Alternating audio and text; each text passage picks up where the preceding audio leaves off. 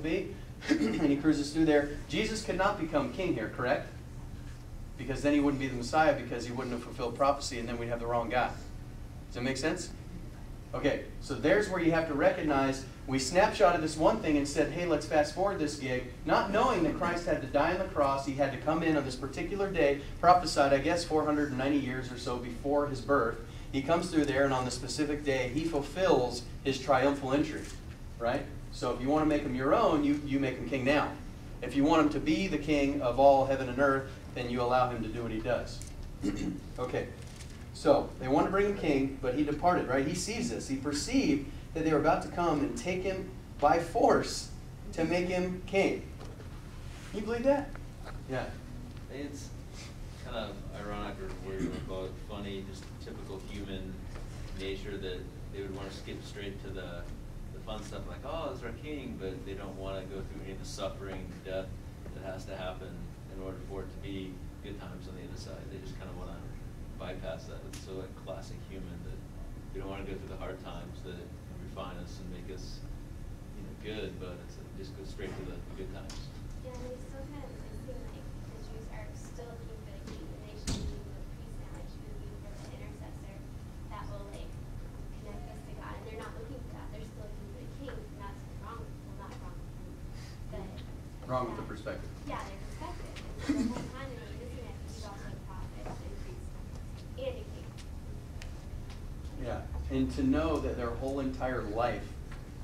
Can you imagine just being a part of, hey, I'm going to go ahead and teach you the book of Leviticus, Mo.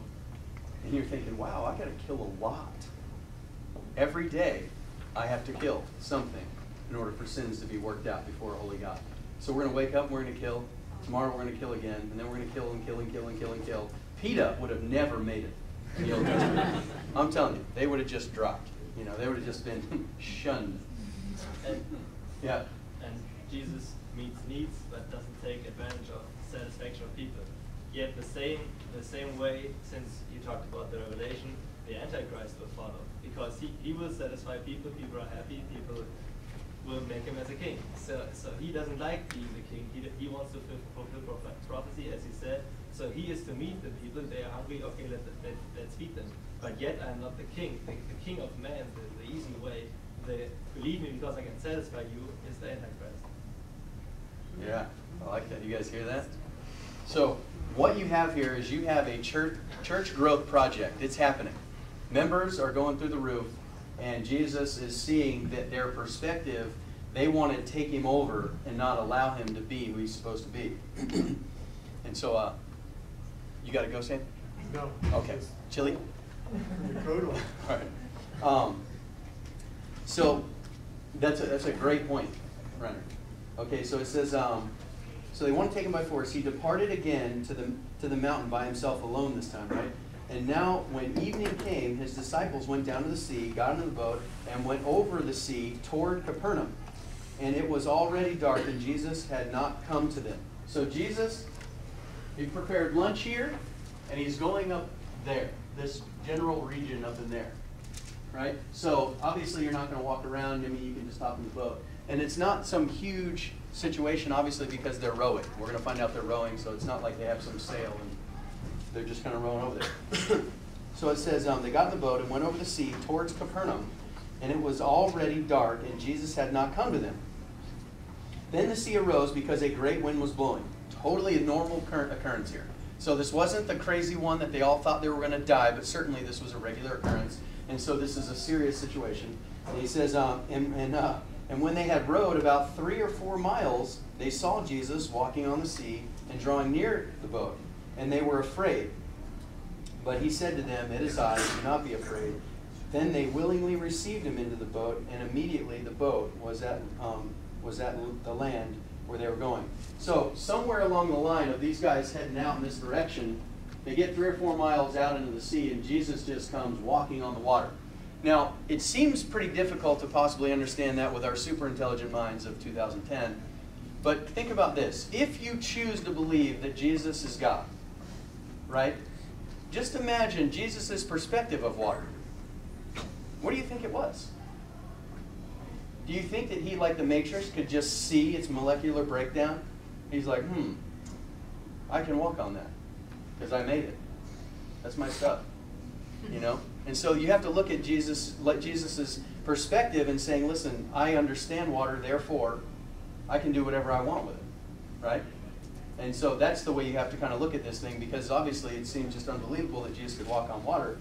But nonetheless, he did. And it's interesting that the boys were willing to accept him in once Jesus, they obviously could recognize Jesus wasn't some spirit form. They were like, whoa, Jesus says, hey, it's just me. And they're like, oh, well, hop in the boat.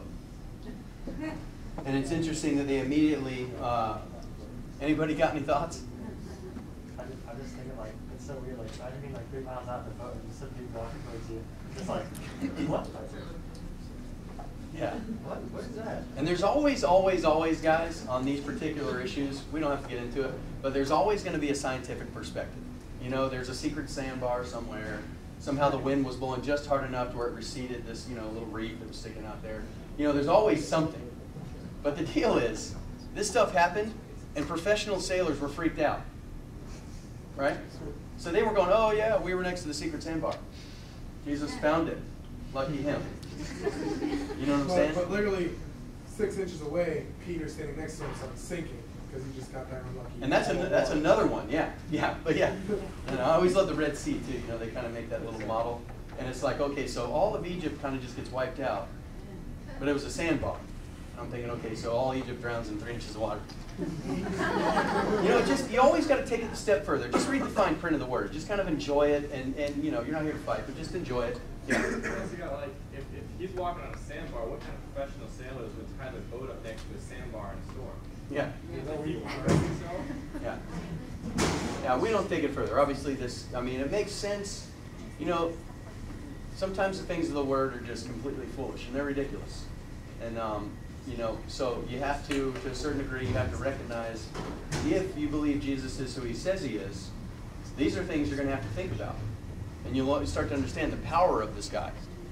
He understood the molecular breakdown of water.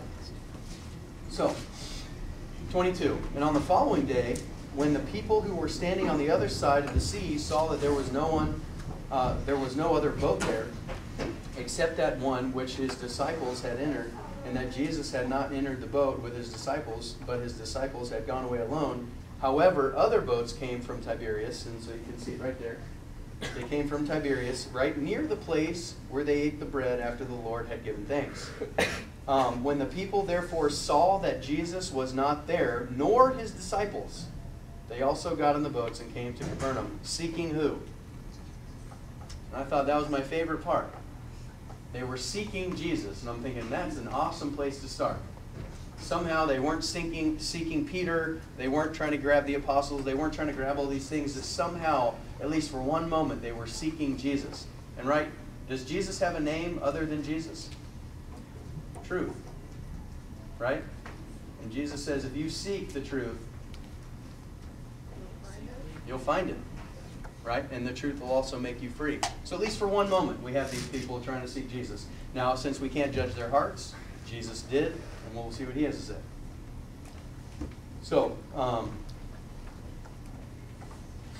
they're seeking Jesus, and when they found him on the other side of the sea, they said to him, Rabbi.